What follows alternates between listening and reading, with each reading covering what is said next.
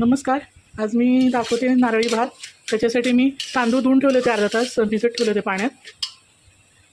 आता ते पातेल्यात तूप घातलं 2 चमचे आणि लवंगा टाकल्या आहेत. हे बघा, एक 7-8 लवंग टाकलेले आहेत आणि चांगलं परतून घेते हे तांदूळ.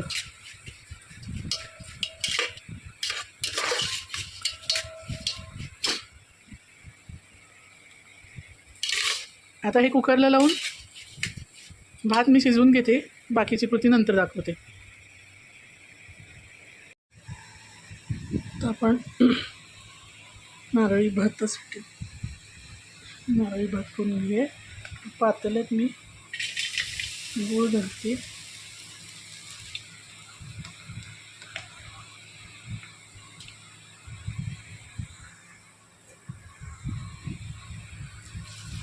आणि गूळ भिजेल एवढं पाणी घालायचं, साधारण अर्धी वाटी.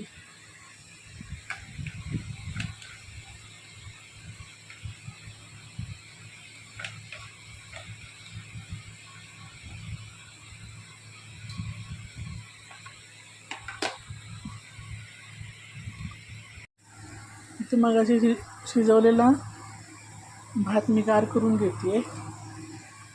घेतलाय, ताटात पसरून ठेवलाय. ताटात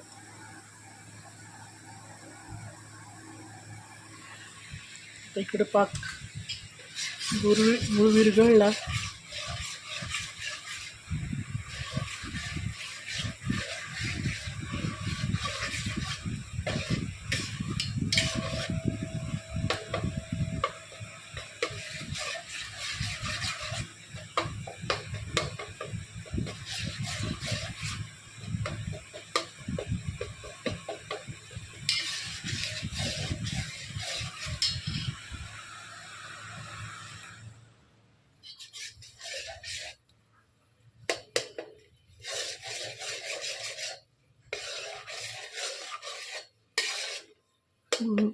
विरघळलाय गुळ.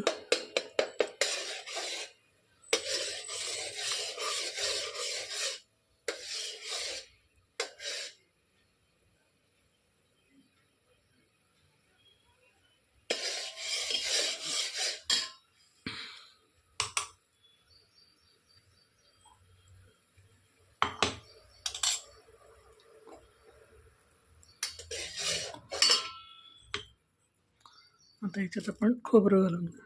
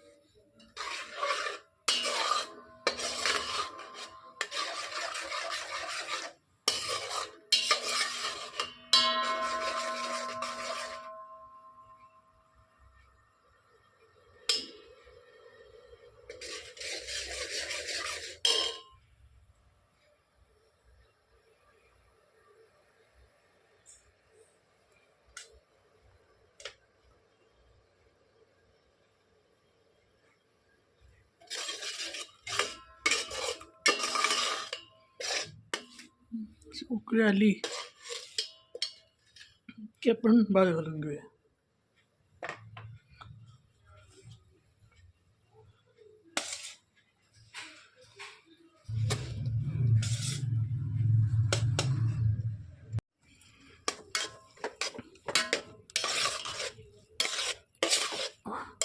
आता हलवून घेऊया चांगला. भात घातला तर जास्त जोरात हलवू नका, शीत नाही मोडली पाहिजे.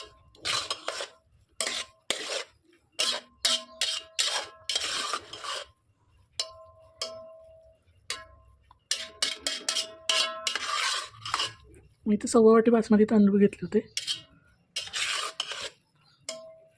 एक एक नारळ म्हणजे अर्धा नारळ, त्यातले अर्धी वाटी नारळ, साधारण 1/4 वाटी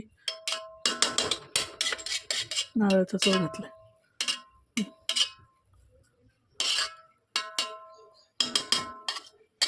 त्याला एक छान वाफ येऊ दे. झाकून ठेवते.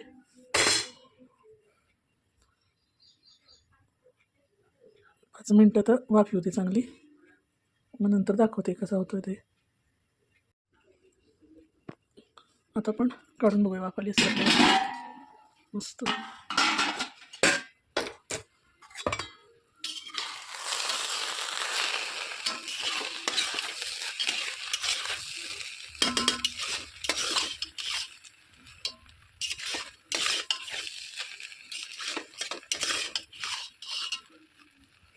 झालं आपलं गुळाचा रंग केशरी असल्यामुळे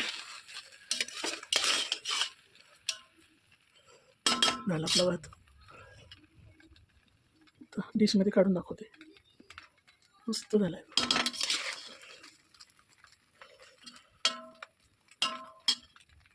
मोकळा मोकळा आणि मऊ.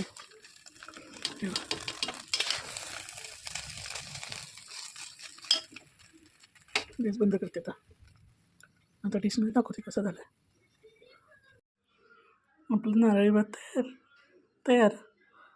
खोबरं आणि लवंगाचे डोळे केलेत मी, खोबऱ्याचं स्माइली केलं आहे. कशी वाटली रेसिपी? सोपी, सरळ, साधी. करून बघा आणि मला कमेंटमध्ये कळवा कसा झाला तुमचा भात. तर मी खायला घेते.